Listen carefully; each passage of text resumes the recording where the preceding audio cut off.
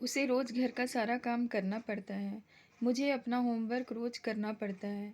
उसे अपने बच्चों को रोज़ पढ़ाना पड़ता है। हमें कमाने के लिए संघर्ष करना पड़ता है। हमें ऑनलाइन क्लास पर निर्भर रहना पड़ता है। तो आज हम देख रहे हैं कुछ ऐसे तरह के सेंटेंस जहाँ पर करना पड़ता है, पढ़ाना पड़ता है, संघर्ष करना पड़ता है, निर्भर रहना पड़ता है।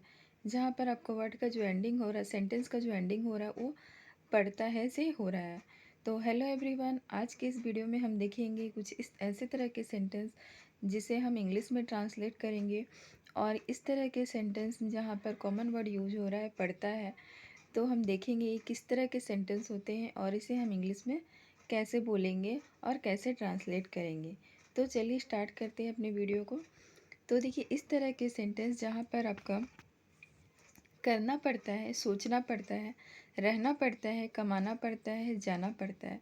तो यहाँ पर आप क्या देख रहे हैं, उस कार्य को हमें करना पड़ रहा है। तो जब ऐसे जो वाक्य जहाँ पर हमें पड़ता है, अगर ऐसा दिया गया है, मीन्स उस कार्य को हमें करना ही है, चाहे हमें वो दबाव के कारण करना पड़े, जिम्मेवारी के कारण करना पड़े, ड्यूटी के कारण करना पड़े, डर के कारण करना पड़े।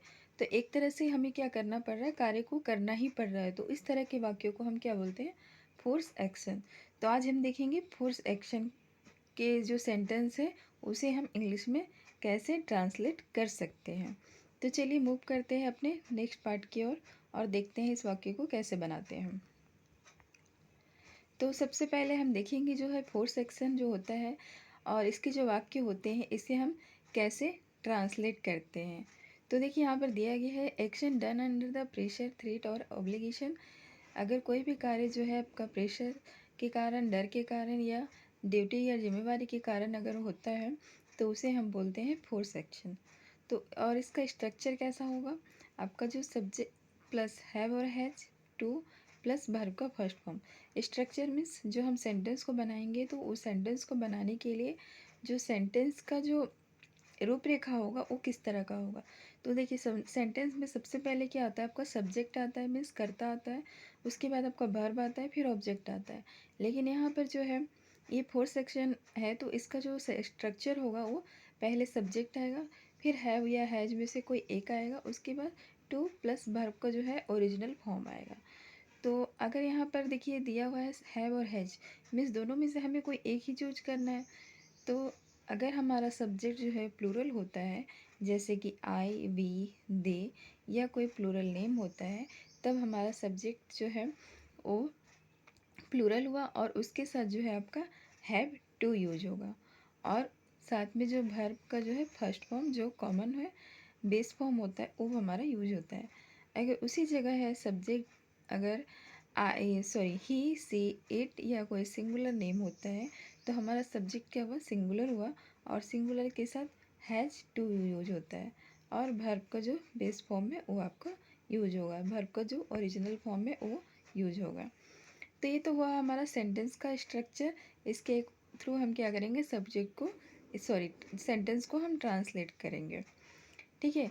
और नीचे में हम जो मेंशन किए हैं नेगेटिव सेंटेंस के लिए यूज़ किए हैं, जिसे हम इस वीडियो में कवर नहीं करेंगे। जस्ट आपको इन्फॉर्मेशन के लिए दिया गया है कि अगर नेगेटिव सेंटेंस होता है तो उसका स्ट्रक्चर कैसे होगा।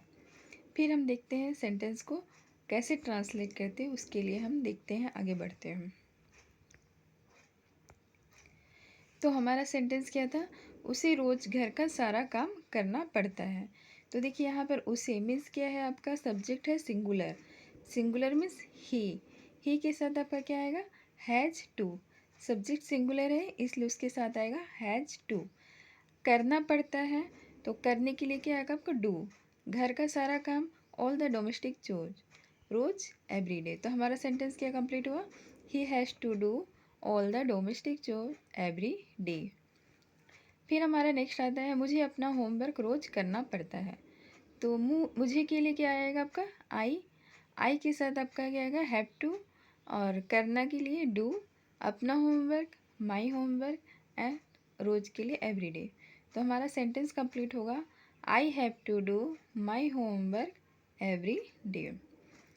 फिर नेक्स्ट है हमारा, उसे अपने बच्चों को रोज़ पढ़ाना पड़ता है। तो उसे अपने बच्चों को रोज़ पढ़ाना पड़ता है, तो उसी के लिए क्या आएगा आपका ही सिंगुलर होने के कारण हैज़ टू साथ में आ जाएगा। पढ़ाने को इंग्लिश में बोलते हैं टीच, अपने बच्चों को हिज चिल्ड्रेन, एंड लास्ट में हमारा आएगा रोज़ के लिए एवरीडे। तो हमारा सेंटेंस कंप्लीट हुआ, he has to teach his children every day. फिर नेक्स्ट है हमारा हमें कमाने के लिए संघर्ष करना पड़ता है। तो हमें के लिए वी के साथ आपका आ जाएगा हैव टू, संघर्ष करना, स्ट्रगल, कमाने के लिए टू अर्न। तो हमारा सेंटेंस हो जाएगा we have to struggle to earn. हमें ऑनलाइन क्लास पर निर्भर रहना पड़ता है। तो हमें के लिए आएगा वी के साथ आ जाएगा आपका हैव टू, निर्भर रहने को बोलते हैं रिले, ऑनलाइन क्लास पर ऑन ऑनलाइन क्लास। तो ये हो गया हमारा we have to rely on online class. बच्चों को रोज़ स्कूल जाना पड़ता है। तो बच्चों के लिए आपके आ गया चिल्ड्रेन, चिल्ड्रेन प्लूरल होने के कारण हैव टू हो जाएगा, स्कूल जाना go to school, and everyday. तो children have to go to school everyday, ये हमारा सेंटेंस कंप्लीट हो गया एवरीडे। तो देखिए यहाँ पर हमें कमाने के लिए संघर्ष करना पड़ता है, ये क्या है, हमें कंपलसरी करना ही है। अगर हम नहीं कमाएंगे तो क्या होगा, हमारे पास पैसा नहीं आएगा। तो कंपलसरी करना है, तो ये एक तरह से क्या किया गया, फोर्स है, हमारे ऊपर प्रेशर है कि हमें करना ही पड़ेगा। हमें ऑनलाइन क्लास पर निर्भर रहना पड़ता है। तो देखिए जब जैसे हमें जो कोर्स अच्छा लगता है और वो हमें ऑफलाइन अवेलेबल नहीं होता है, तो हमें क्या करना पड़ता है, ऑनलाइन क्लास पर निर्भर रहना पड़ता है। और वैसे भी कोरोना के टाइम में आप देखिए तो बच्चों को भी ऑनलाइन क्लास पर निर्भर रहना पड़ रहा था। तो ये उनके लिए क्या था, ड्यूटी था उनका कि उन्हें ऑनलाइन क्लास करना ही है। और प्रेशर भी है क्योंकि ऑनलाइन क्लास नहीं करेंगे तो कैसे वो आगे को जो पढ़ाई उसको कंटिन्यू कर सकेंगे। तो ये सारे सेंटेंस जो मैंने लिए हैं ये सारे फोर्सफुली जो है करना ही है, इसलिए ये सारे फोर्स जो है आपके फोर्स सेक्शन के अंदर में आते हैं। और हमारा और थोड़ा सा बच गया है, उसको हम कंप्लीट कर लेते हैं। किसानों को रोज़ खेती करना पड़ता है। Farmers have to farming every day. किसानों मीन्स फार्मर्स, फार्मर्स प्लूरल है तो हैव टू आएगा, खेती करना फार्मिंग, एंड लास्ट में आया एवरी डे। तो farmers have to farming every day. शिक्षकों को रोज़ पढ़ाना पड़ता है बच्चों को, शिक्षकों को रोज़ बच्चों को पढ़ाना पड़ता है।